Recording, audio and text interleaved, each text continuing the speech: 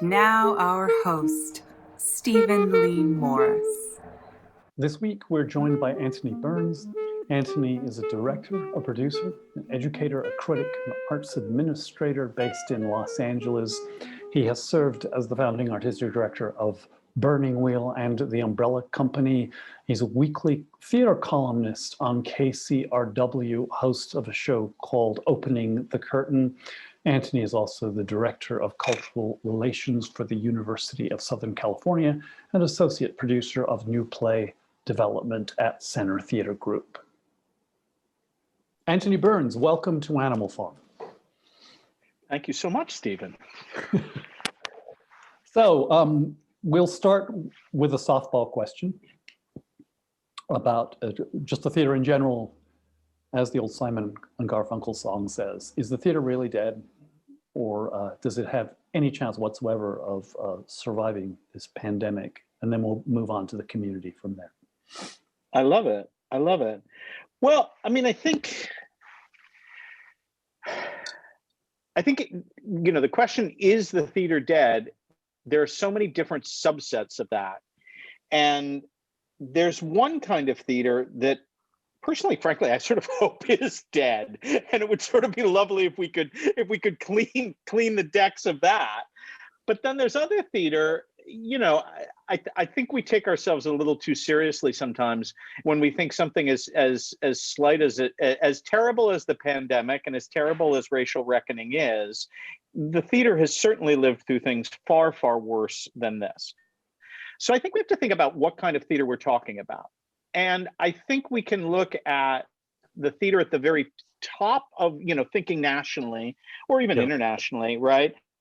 That the theater at the very top, something like Broadway, it's going to take a few years to come back, like all tourism, but then it's going to come back because it's an industry, right? It's an industry. It's part of what makes New York tick.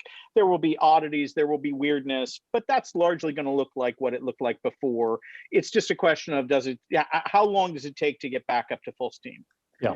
I also think for the larger regional theaters, especially those with significant endowments, they'll come back. Now, I think how they come back and what they learn from this is critically important, and we can come back to that in a minute. And then if we think like more locally, if we think about theaters that have been able to essentially hibernate during this period of time, even if that hibernation includes some kind of Zoom performance or community outreach or whatever that is, but folks who don't own a building, folks who don't have a lot of people on payroll, they can probably make it through this not only well, but really well, because it'll give them a moment to do all the stuff they thought they never had time to do, and to really, maybe get their ducks in a row. And, I think especially in Los Angeles, we see that, the smaller theaters, when faced with an existential crisis, that's the only time they can be bothered to come together and do anything together. So, whether it's a union threat or a major pandemic and racial reckoning, those are probably good moments for 99-seat theater, right? I think the folks who I'm most worried about are the folks who fit in the middle of that, right? And we can either look at this as being a blessing or a curse for Los Angeles, because it's the thing that we have the fewest of, right? Those theaters that have grown out of that smaller piece, or even the 99-seat theaters or larger that are trying to make a real go of it, that really tried to professionalize and really tried to pay a staff a living wage. Those are the folks that are going to just be absolutely decimated by this moment. So I wonder how they're going to come out of it. If we look, I love our dear friend Rob Kent throws these little polls out into the community every 3 or 4 weeks to kind of terrify all of us, that it says a third of theaters are going to go under, and then the number goes up to half. And it's sort of, I feel like he's trying to match the scary graphs of the pandemic, and only by saying that all of the theater is going away will we really pay attention at this moment, right? If I may interject, just one thing, please. Curiosity, because this is the gossip side of me that I cannot suppress it right now. But you opened up by saying there is some kind of theater that I think will be a blessing if it goes away. What specifically are you talking about when you said that? Well, boy, I would hope that this moment would get us beyond sort of simplistic navel gazing theater, simple theater that's just being thrown up as on a lark, and not even a good lark, just as sort of we've got a bunch of people and we think we want to do a play that's been done a million times, and it's this play that takes place in an apartment in New York, and it doesn't really have any relevance to this moment right now, but gosh, we'd love to throw it up. I sort of hope that maybe we can get rid of that kind of theater, right? And so there's some stuff that I think that comes from just a kind of whatever that impulse is, maybe it's boredom or whatever, and a lack of introspection, right? It's weird because it's not even navel gazing. If they were really deeply navel gazing, I think something good might come out of it. So there's that on the kind of smaller theater that I wish we could get rid of. That's why are we doing this? Like, hopefully we've all had enough time alone at home to think about the why a little bit more deeply.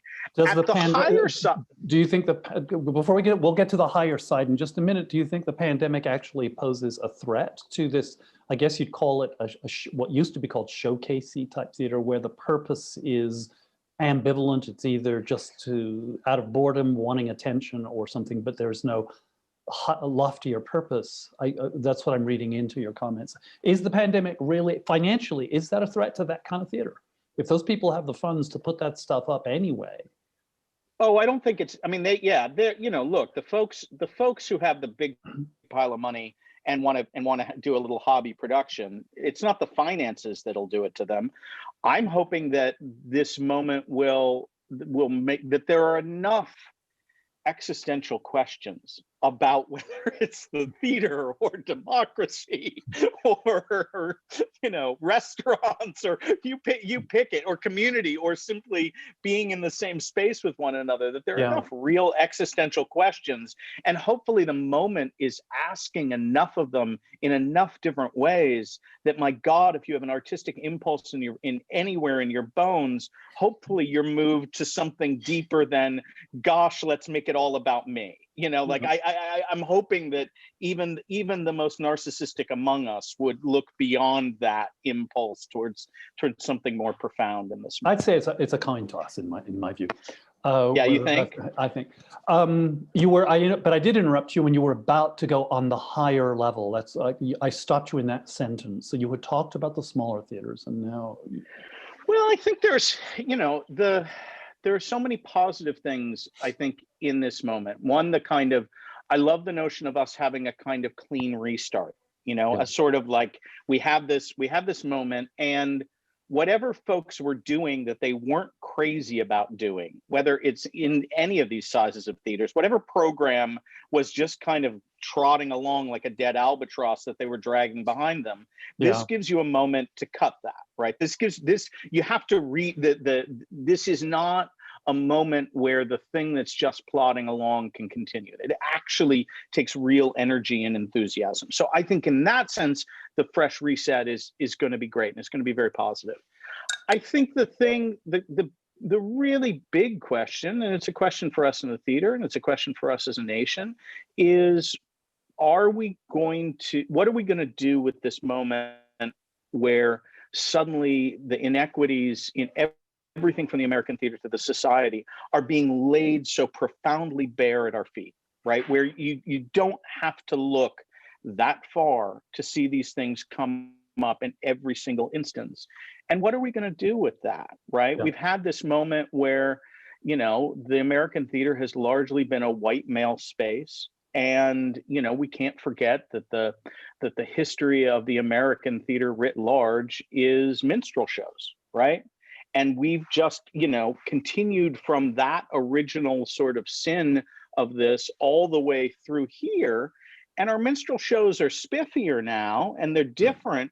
But really, the purpose and the audience is frankly very much the same. So are we going to have, is this reset moment going to clear a lot of people off a lot of boards?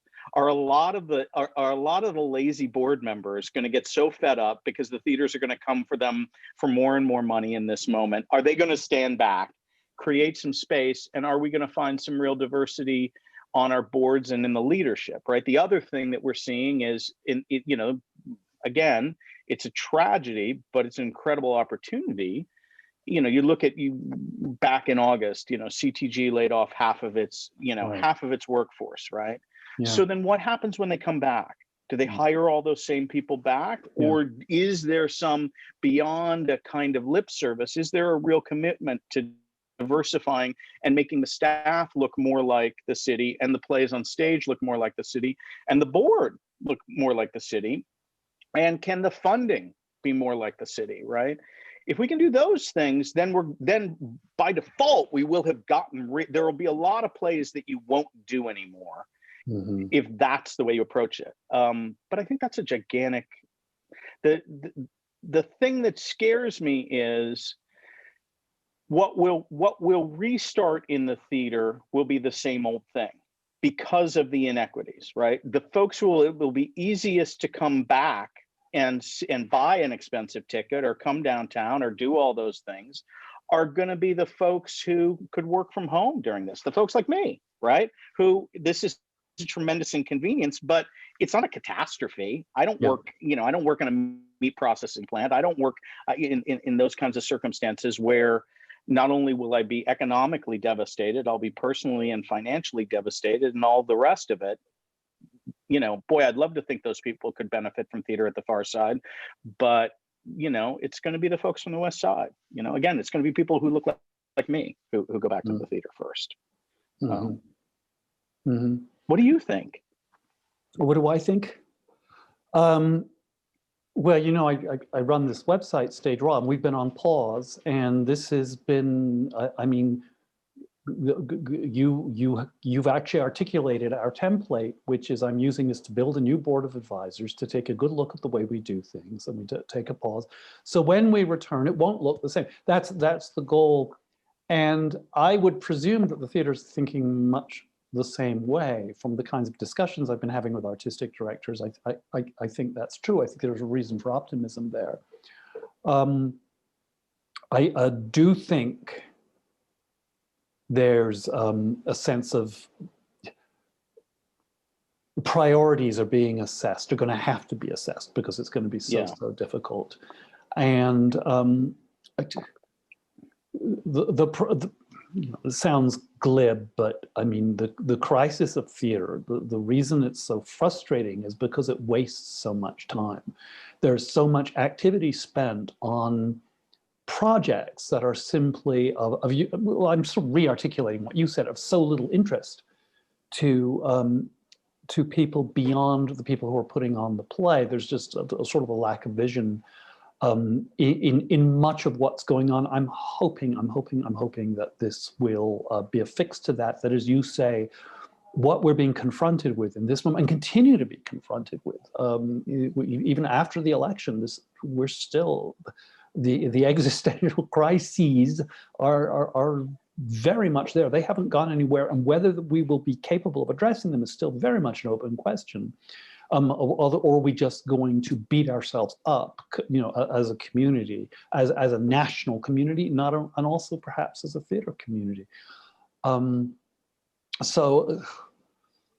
But I do see, if we can't do it now, I don't think it can be done. Put it that way. I think there is a silver lining, is that it is a marvelous opportunity to reassess what it is we do collectively on the journalism side and on the creative side, and to really look hard at those questions. And I think there was a lot of work going up by rote, and if that can be reassessed, I think that will have been a huge gift. I just don't know if that's true, and I don't know. Maybe it will be an improvement for a time, and then it'll go back into rote again. I don't know. What we're really talking about is the motives of creation. Why do people put on a play?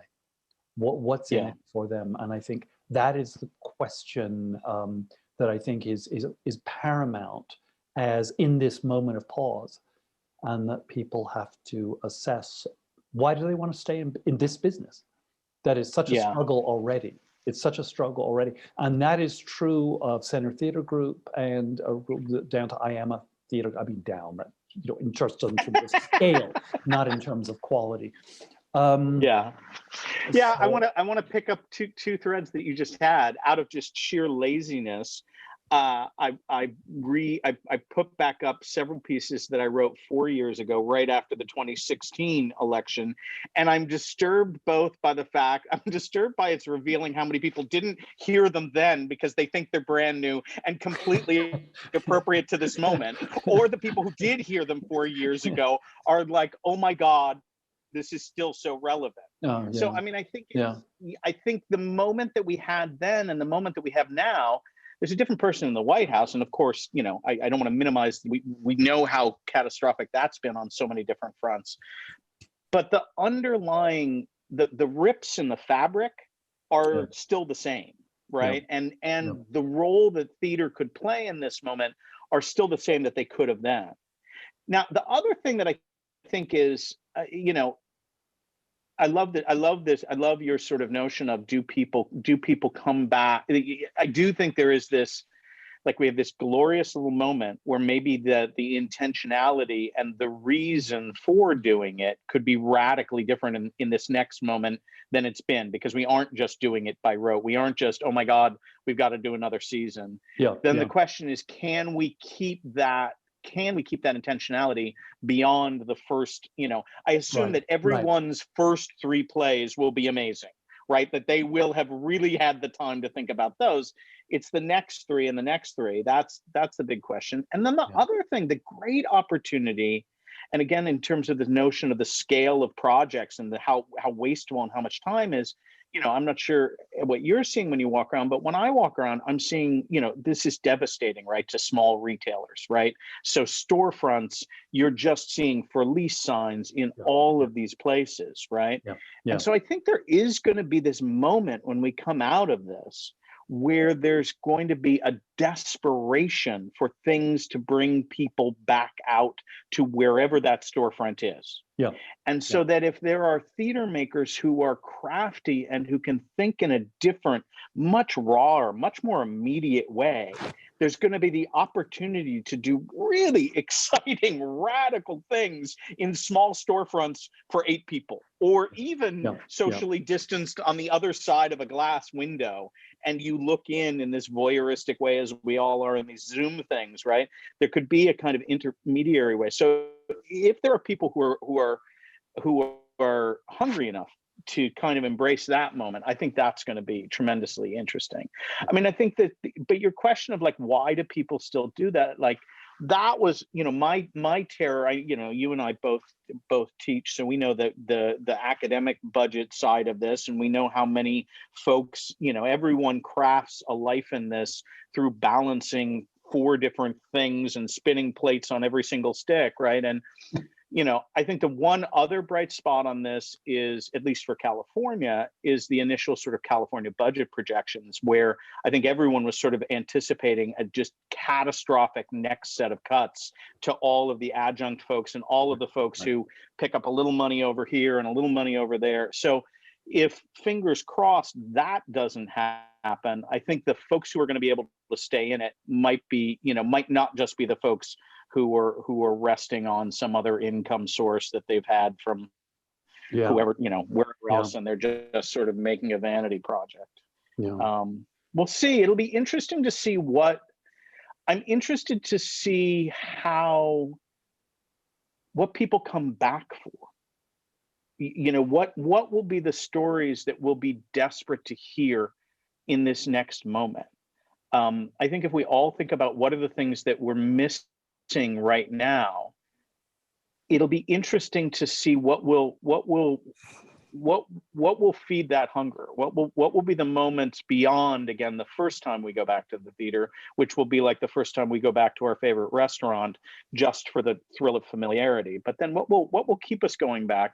And that's the real question. That I also think I guess I'm sort of interested in the intentionality on all sides, not just the theater makers, but I would love it if the audience became more intentional. Yeah. You know, if there was really some discernment on that side. That's another piece that I think could benefit us quite a bit, you know. One of the talks, I'd like to connect a couple of threads. Something you had mentioned earlier, and I spoke earlier on the show. We had Luis Alfaro, who talked about his work with Center Theatre Group. He's counseling them. He's counseling universities about ways to diversify their boards. He called himself the change whisperer. He said you have to do this you don't break down the door, you do it through negotiation, but there needs to be some fundamental change, as you were saying, about the way the boards are made up. So my issue with that is that a lot of the reason the theater is what it is not just skin color, although it's certainly a huge part of it, but it's the economic structures. And we have a model that, with an absence of funding, particularly in Southern California, there's huge pressures. I'm talking now about the regional theaters. There's huge pressures on those box office revenues to support an entire theater, which regional theater was never intended to do that. The box office was supposed to be a supplement to the institution, not its main form of support. Ergo, because the funding is drying up, or has been drying up, because the funding is going to social programs, which is absolutely necessary when you're in an existential crisis of the kind that we are, when there's such gross inequities of income distribution. So we come back to, are the economic pressures such that it really doesn't matter who's on the board or it doesn't matter who they are, what they look like? Is it possible that unless the very economic motives of doing theater are somehow reassessed, that we're just going to get kind of the same thing with different skin tones?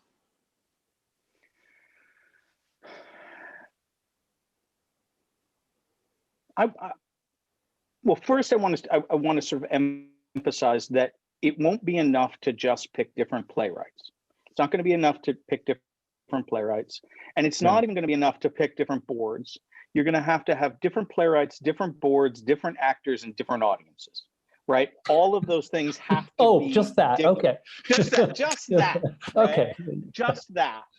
Now, there's a piece of this that you said that look, the absurdities of the fact that our philanthropic giving is connected to the tax code and everything that means, and the fact that we built a model that we knew as early as the 1960s was going to have a 3 to 5% structural deficit added to it every single year. So this is 50 years ago, people wrote about the fact that this was absolutely a flawed structure from the get-go. And then Rock Schulford, the Goodman, went and did a whole bunch of these things and said, hey, back in the 60s, we knew this. And everyone was like, oh my God, that's shocking. Who knew?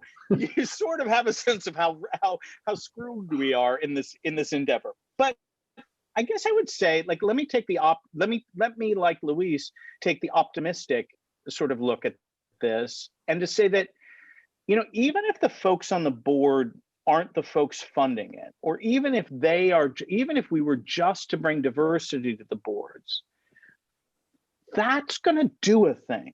Because let me speak personally to that, and speak personally to a time that when Luis and I used to work together. There was a wonderful playwright named John Beluso who used a wheelchair, who was on the Taper artistic staff, and was his plays were not only about disability rights and disability stories, but he was an activist in the community for this, right? Yeah. And he wasn't funding the plays. He didn't give money to the Kirk Douglas Theater. But the fact, the amazing story about John at the Taper was, he won a Sherwood Award, and, the Taper thought of as this incredible place for diversity and for disability and, everything. we had to get John from the audience, which was handicap accessible, to the stage, which was not so handicap accessible, but certainly the journey between the two of them was not accessible at all. Yes. And so Yeah. John's presence there created a, multi-million-dollar renovation at the back of the That's very paper interesting. because of that, Yeah. right? Yeah. And Point his made. presence there changed the entire design of the Kirk Douglas Theater. Again, not because he was giving the millions of dollars, but because you had to sit around a conference table with John and answer to him. Do you know what I mean? And even if he didn't, John was very vocal about it, so he was going to make sure you answer to him. But even if it's just a question of, oh my God, I've got to bring this season forward, and I've got to answer, I'm accountable to this group of people who are in the room who could have the power to say no about this thing. That's the other tremendous irony about this situation, is it's not just the diversity of our board. Again, this is all encased in the tax code, right? That's where we decided to make this live. That's where our highest priorities live, which tells you something about our society, right? But it's also a failure of us living up to that. Our boards are largely as you know, in so many different ways, right, are largely ineffectual social commitments more than they are actual boards of governance. Yes. And so actually part of the solution would simply be for boards to play their rightful place and really hold folks to account. And then if you put the right people on those boards, even if they weren't funding it, but we're simply making people, again, a board's role should be to ask why. Right. And then assuming they believe in the why, then they should be making it happen. But I think first and foremost, why are we doing this? Why aren't we doing that? And if you had the right people sitting around the table, that could meaningfully change things. That could hold people to account. And that's what Luis does so beautifully in so many different ways through his work, through everything else. Right. Yeah. Well, that explanation gives me a kind of optimism that I actually didn't have going into this conversation. So I thank you for that. And I thank you for joining us on Animal Farm. It's really a pleasure to have you, Anthony. Thank you so much for asking me, Stephen. And thank you for everything you do through this and everything else for Los Angeles Theater. It would be a poorer place without you. That's very kind. Thank you. Joanna Klaas is Polish and has also spent years living in Southern California.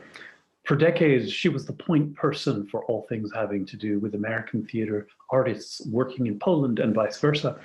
And she's currently the curator of an art center in Warsaw called Curie City. She'll be joining us next week, and we'll be discussing art and politics in Poland and in the United States. I'm recording this from Idlewild, California, where it has been snowing today, and more snow is forecast to come in the next couple of days. In fact, tomorrow it's forecast to go down to 15 degrees, which is about as cold as I can remember it. None of this, however, is a problem for my two canine companions, Ernie Maxwell and April May. I took a video of them this afternoon romping in the snow. I hope you enjoy.